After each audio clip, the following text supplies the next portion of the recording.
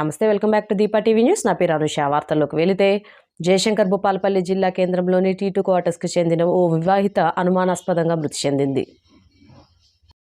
వివరాల్లోకి వెళితే జిల్లా కేంద్రంలోని ఓ ప్రైవేట్ ఆసుపత్రిలో పనిచేస్తున్న ఆమె రోజువారీగా విధులకు శుక్రవారం నైట్ షిఫ్ట్కి వెళ్ళింది. ఈ క్రమంలో శనివారం మధ్యాహ్నం 12 గంటలకు ఉన్నట్టుండిగా ఒకసారి ఆమె మృతదేహాన్ని ఆసుపత్రి నిర్వాహకులు తీసుకొచ్చి ఇంటి వద్ద వేశారు. సదరు వివాహిత ఎలా మృతి చెందింది అనే విషయం తెలియరాలేదు.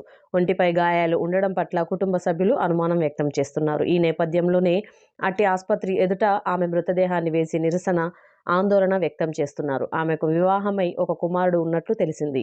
ఇందుకు సంబంధించి ఇంకా పూర్తి వివరాలు తెలియాల్సి ఉంది.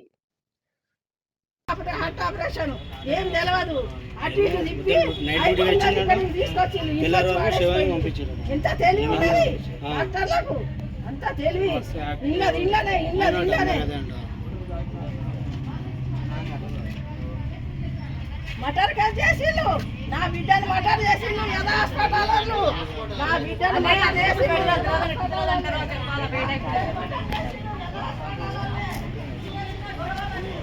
అరే స్టాఫ్ ని మరి బయటికి పోనియదు స్టాఫ్ ఎవరు బయటికి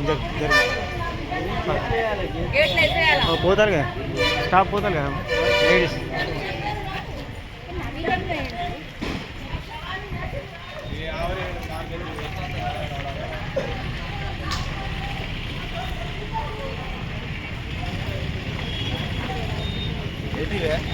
ఆంధ్రజ్యోతి చనిపోయిన అమ్మాయిని తీసుకొచ్చి ఇంటికాడ వారిస్తుడు ట్రీట్మెంట్ చేసి ముందు చెప్పాలి కదా కనీసం.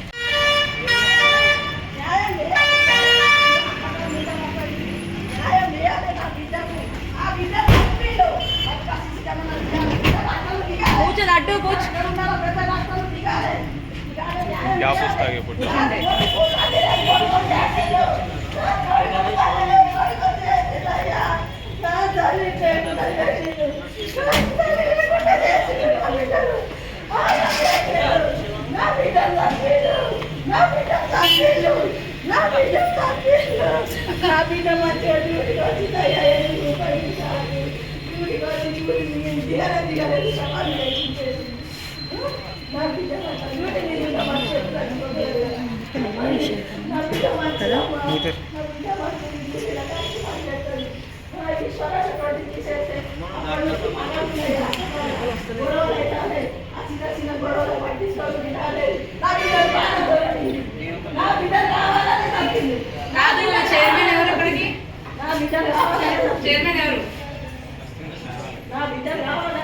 సంవత్సరం అవుతుంది అప్పటి నుంచి చేస్తుంది ఇలా.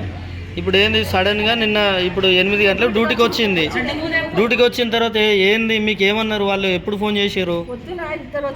ఇద్దరు వచ్చిర్రు.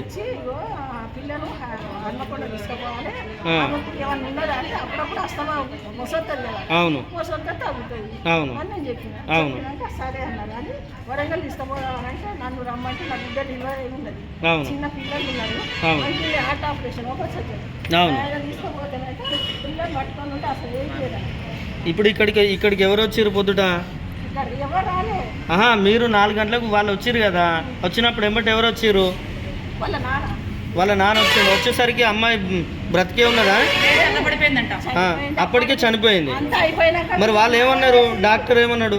వీళ్ళంతా డ్రామాలు వేసిళ్ళు. అక్కడ పోయినాకనంట వీళ్ళకు హార్ట్ స్ట్రోక్ వచ్చింది. స్ట్రోక్ లేదు, మట్టి లేదు, నా బిడ్డ వయసు లేదా. అవును ఏం లేదు. అవును.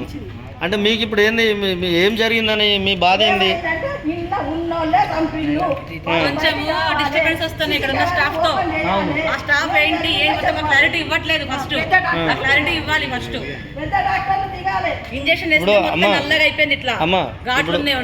పాపను చూసినావా? ఒంటి మీద ఏమన్నా ఇబ్బంది ఉందా? ఘాట్లు ఉన్నాయా? ఇంజక్షన్ వేసినాయి కాదమ్మా, ఇంజక్షన్ వేసినాయి కాదు. పాప ఒంటి మీద ఏమన్నా ఇబ్బందికరంగా ఉన్నదా? అదే అడుగుతున్నా.